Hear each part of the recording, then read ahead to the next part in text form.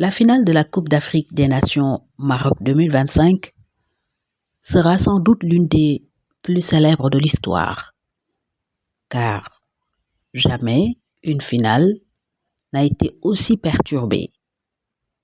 Durant ce match, il y avait tension. On la sentait tous, mais personne ne s'attendait à ce que l'arbitre siffle un penalty aux dernières minutes.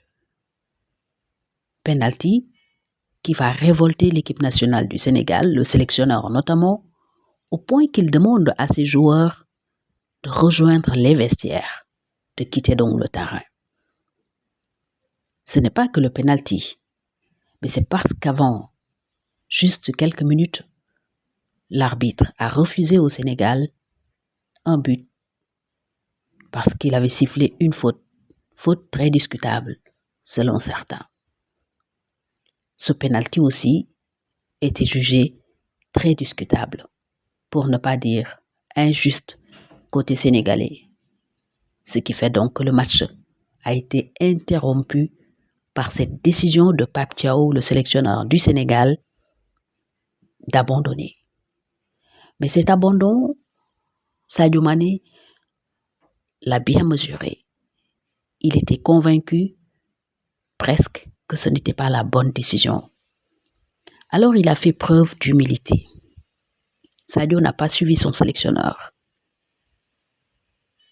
Il est allé recueillir des conseils de sages. Et il est tombé sur un homme sage, Claude Leroy, qui lui a dit des mots qui ont fait que Sadio Mané est allé rappeler ses coéquipiers et les a convaincus de revenir sur le terrain, jouer ce match. Mais qu'est-ce que Claude Leroy a exactement dit à Sadio Mané? Le joueur sénégalais en a parlé un peu après le match. Mais Claude, lui, ne s'était pas prononcé jusque-là. Et c'est ce témoignage déterminant qui a sauvé l'image du football africain, qui a sauvé cette belle finale Sénégal-Maroc que nous vous livrons. Claude a fait des révélations sur cette finale qu'il faut impérativement écouter pour comprendre ce qui a réellement sauvé ce match qui opposait les deux plus grandes équipes africaines, le Sénégal et le Maroc.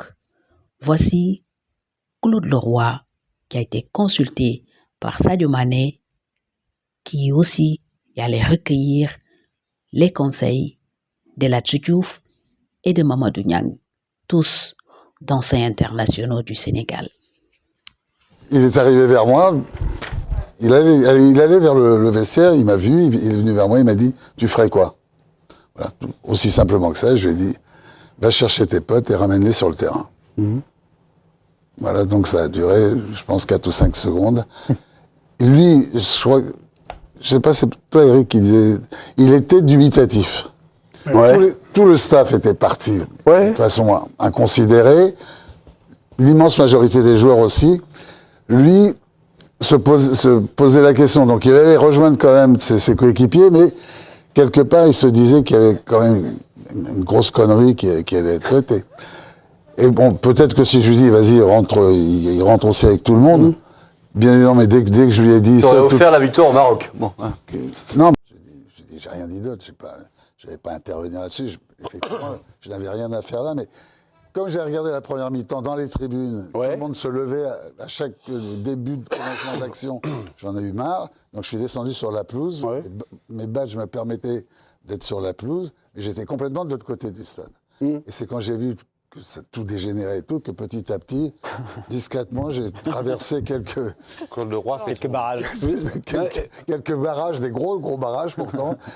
Et c'est marrant parce qu'ils m'ont laissé passer. Ouais. La valise ils ont vu Dieu, quoi. La valise diplomatique. C'est qu'après, qu'il y a une dame, là, il semblerait qu'il y ait d'ailleurs un rapport aujourd'hui là-dessus de la CAF, qu'il y a une dame qui est venue en disant « Mais c'est pas possible, qu'est-ce que vous faisiez là ?» J'ai dit « Je suis venu voir pour essayer de calmer un petit peu. » Parce que, quand même, dans ce moment-là, personne de la CAF n'est venu.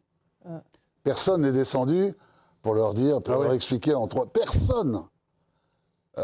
Il y avait tous les grands seigneurs, l'incomparable Arsène Wenger, je pense aussi dans les tribunes et tout, mais personne n'est venu dire quoi que ce soit à qui que ce soit. Bien la pression. Ouais.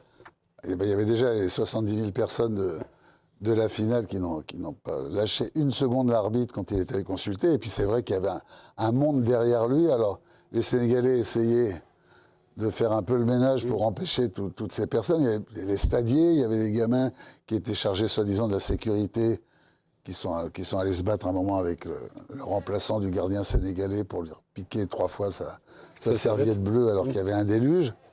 Et puis, bon, on avait vu les images très, très furtivement, on voyait qu'il y avait matière à siffler penalty. Oui.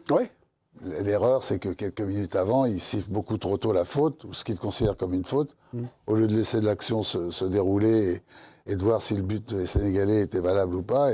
Et tout est parti de là, parce qu'il y a eu suspicion. Parce qu'il siffle avant. Oui, c'est pour ça qu'il ne peut pas consulter la VAR. Ouais. Il ne peut pas consulter, c'est fini. L'arbitre, c'est ça là. Ouais. C'est qu'il a Mais sifflé. c'est pas une énorme erreur non plus, Bernard. Si, d'avoir sifflé, bien sûr. Mais tout le monde lui tombe dessus. Non, C'est non, pas, non, c'est pas, non, c'est non, pas un non. scandale. Non, non, C'est pas le scandale du Il siècle. aurait dû attendre, quoi. Guillaume, Peut-être.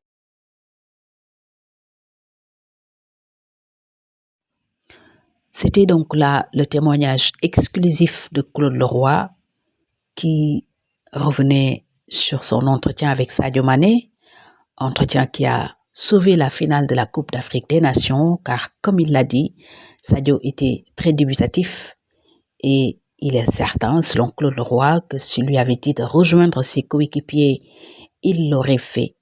Donc merci à Claude pour cet acte de sagesse. Merci aussi à Sadio Mané pour son humilité. Merci d'avoir sauvé la finale. Merci pour le football. Et reste maintenant à savoir quelles sont les sanctions qui seront infligées à l'équipe nationale du Sénégal parce qu'on s'y attend après le communiqué de Gianni Infantino qui dénonce le comportement de certains joueurs de l'équipe nationale du Sénégal et de certains membres de l'encadrement. La CAF aussi a embauché la même trompette, même si l'instance dirigeante du foot africain semble être plus modérée que le président de la FIFA dans son communiqué. Mais il est certain que des mesures seront prises parce qu'une enquête a été ouverte. Des images seront visionnées et des décisions prises comme Infantino l'a annoncé. Du côté sénégalais aussi, certainement une riposte se prépare.